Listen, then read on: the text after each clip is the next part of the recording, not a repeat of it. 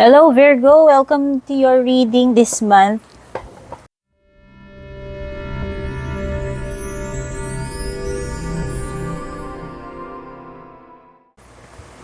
Check na muna natin yung overall energy mo dito sa card na ito, deck na ito. Thank you so much Virgo for dropping by nga pala bago ka man dito or matagal na. Sa palaging panonood, pag-aabang ng readings at palaging pag-share.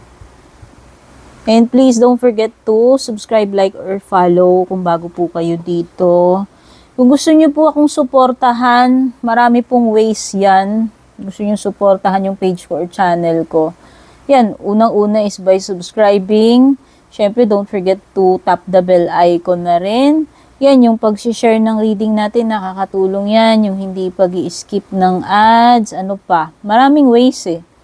Pwede rin po kayong mag-join ng membership as support, no? Kumbaga parang gift nyo na yun or donation or help para mag-grow yung channel by joining membership or subscribing or ayun na nga, pagsisend ng stars or super thanks, depende kasi kung sa page ko or channel ko yan. So, yun yung mga ways.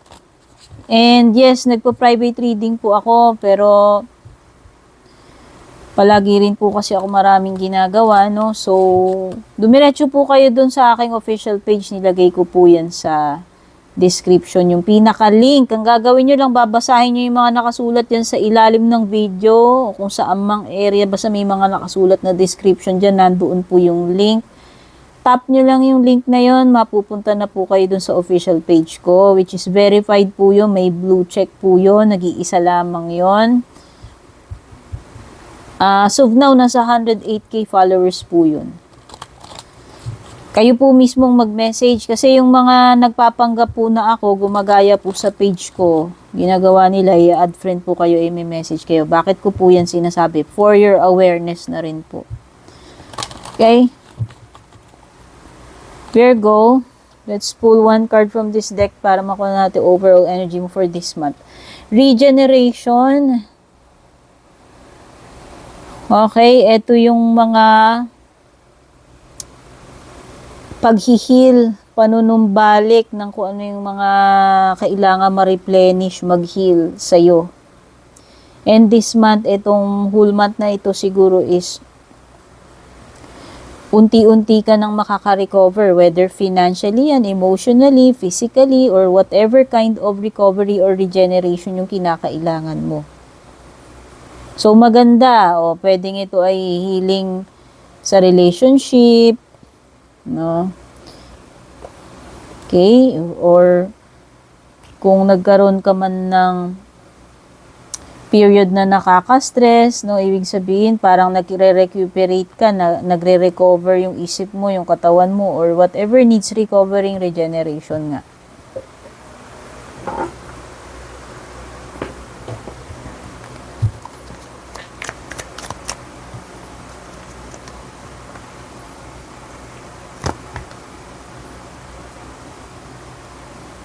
Yung mga mahilig sa numbers, guys, bibigay ko na lang yung mga numbers na lumilitaw sa cards.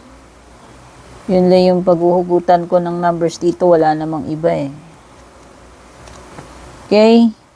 So, meron kang 46, 28, 81, 69, 80, 75, 5. Rewind nyo na lang or i-pause ninyo kung nabibilisan kayo or may na-miss kayo number. Madali lang naman.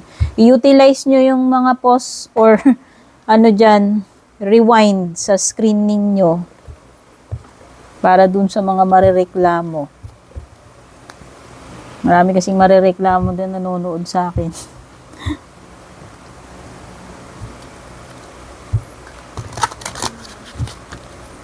Maraming VIP nanonood sa Purple Tin yung mga mareklamo. Parang mga boss ko lang eh, no? Boss ko kayo, charot. Okay. Merong pagtupad ng promise dito, Virgo. I don't know if this is you or meron bang nangako sa'yo. O maybe this month, kung ano man yung pinangako na yan, is tutuparin niya na. Or kung ikaw man yung nangako rito. Mm. So, yung iba dito, parang may lumuluhod nagpo-propose. O baka yung iba, pwedeng itong month na to, mag-propose na sa inyo yung person ninyo. Ayain na kayong magpakasal. Okay? O, nakikita ko na itong person na to is responsible. Kung meron mang mangangako sa'yo or pwedeng tutuparin niya na yung pangako niya this month. This is a confirmation eh. Halimbawa, may nangako sa'yo na magbabago na siya. Kasi parang meron ditong nafe-feel ko na person na mas nagiging responsible na siya, nangangako siya and mas reliable na siya, natutuparin niya na yung mga salita niya. Hindi lang puro drawing, hindi lang puro sabi, forma. Okay? O ayan, kung sino man ito. Andun yung assurance na etong person na tutuparin niya yung pangako niya. Uy, may sneak peek dito. Pwedeng merong nakikurious sa'yo, sumusubaybay sa'yo. Stalker, no? May stalker energy. Whether someone is stalking you or ikaw tong nag-i-stalk, guys. I don't know. Kasi general reading to. Kayo nang bahala. Hindi ko naman mababasa yung energy ninyo. Hindi naman po ako psychic. Kasi meron ditong parang pasulyap, patingin-tingin, pa-stalk-stalk, o diba? Baka ini-stalk ka niya sa social media, baka tagahanga mo, may crush sa'yo, or curious lang sa'yo, pwede naman ganun, o hindi ko alam kung may basher ka, no? Alin man dun sa mga yon. Ayan na nga, makakapagpahinga ka, may regeneration tsaka relaxation this month. Ayan o, makakapag-spend ka ng time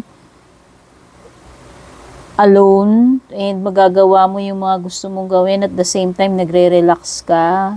Siguro makakabawi ka na ng tulog, ng pahinga, makakapagbasa ka ng mga books na gusto mong ituloy basahin or umpisahang basahin.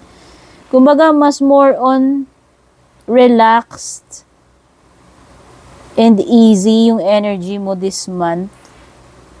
Siguro, magte-take ka ng time para mag-beauty rest. I-pamper yung sarili mo, mag-self-care.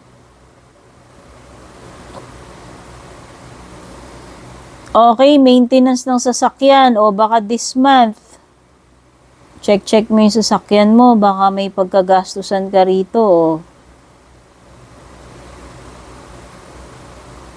baka ipapa-PM mo na yung yung sasakyan mo. Okay, regular check-up ng sasakyan or may mga something like pwedeng may mga ipapa-repair, no? Or baka merong upgrade na gagawin na pinaplano mo sa sasakyan mo or yung iba kung hindi pa kayo nakakabili ng sasakyan, baka eto yung sign na bibili kayo ng sasakyan. Okay? Merong mga maintenance na gagawin this month, whether sa sasakyan nito or hindi. Yung mga regular maintenance na ginagawa. Halimbawa, sa AC, may regular cleaning yung AC natin. Hindi lang naman yung sasakyan natin yung chine-check, di ba? Basta whatever needs maintenance dito.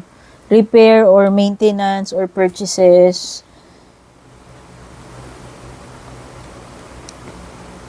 Merong something talaga na magre-regenerate, mare-restore. Or it could be an old vehicle na matagal mo ng vintage, tapos ipapa-pimp my ride mo. Hindi ko alam kung ano yan, motorsiklo ba yan, sa kotse, whatever na, ewan ko.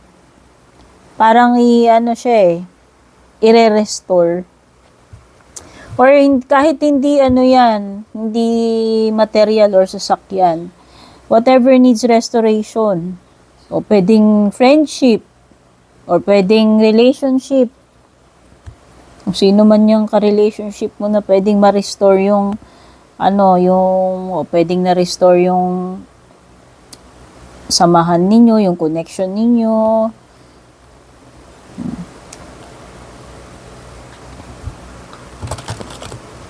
Okay, yung iba dito pwedeng may mga kayo, overthinking this month.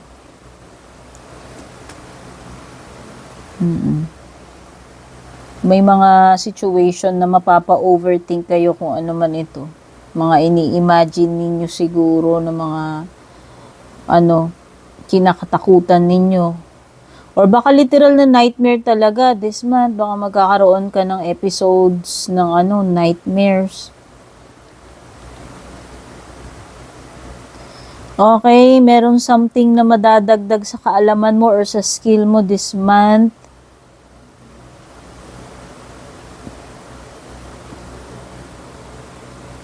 Or yung iba nangangailangan ng guidance or coaching, advice from someone na may alam, expert, reliable tungkol dyan sa situation mo or problem mo that needs coaching or advice.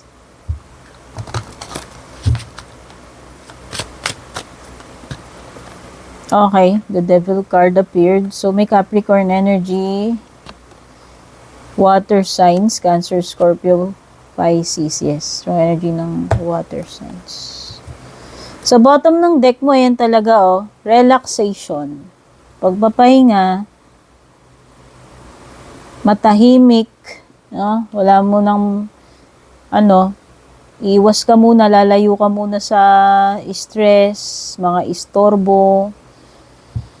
Pwedeng this is something na pagre-retreat or pagme-meditate, at the same time, nagre-recover ka, nagpapahinga ka, pero parang meron kang something na pinag-iisipan or ipinagpipray. Ayan, Maybe, something that you are praying for is to matutupad with the promise card. Okay. Baka merong prayer na baka may answered prayer for you, Virgo, this month.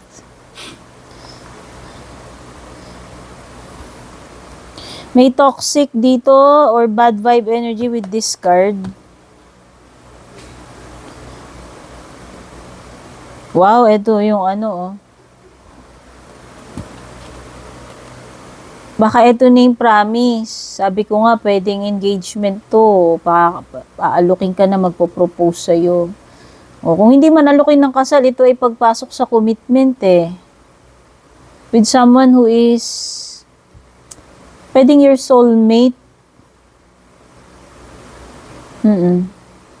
This person may be your soulmate. So, nakikita ko dito is pagsasabi ng nararamdaman, pag-amin or pagpo-propose ng engagement, okay? Pagpasok sa relationship or commitment.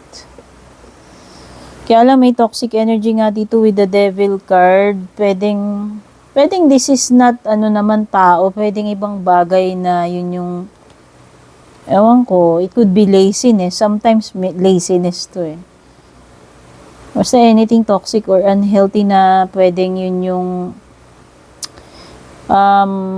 magte-tempt sa'yo, okay, gawin mo to, ganyan, or tinatamad ka, or it could be bad company, kung sino man itong person na to, bad influence. It could be obsession, desire, lust, maraming meaning to Too much pleasure pwede rin na kahit na alam nang wala na sa lugar, makasalanan na, mali na, pero para lang mapagbigyan yung kaligayahan, yung hilig, alam mo yun. Ito yun.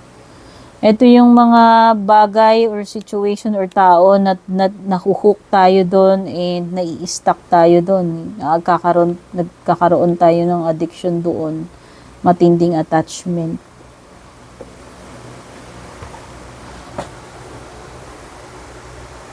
Takpan ko lang yan may boldy-boldy.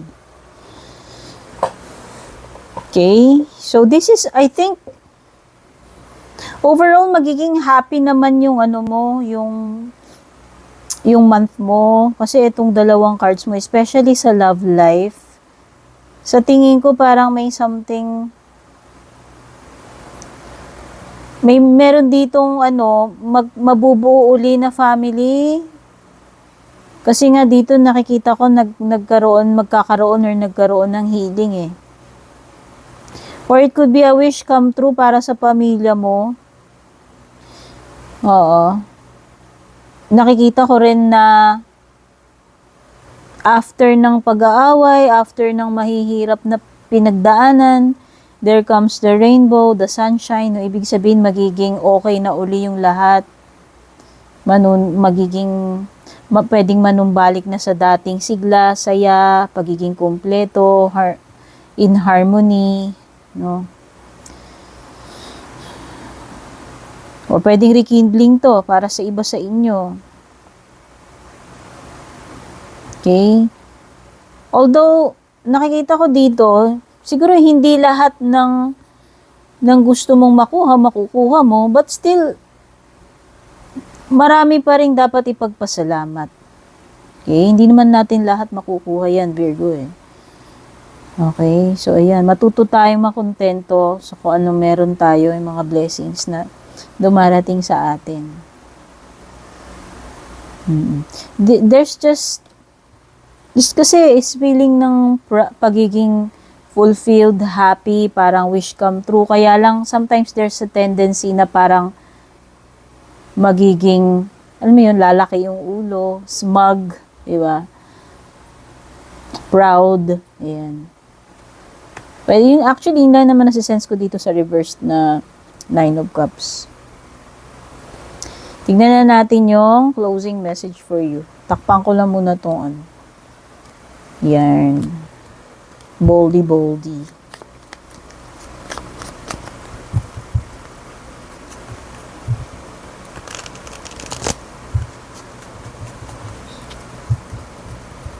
Basta meron ditong magkakabate after ng LQ or sama ng loob kung hindi man jowa yan, okay? Mabubuo uli eh. Mare-restore yung connection, yung relationship.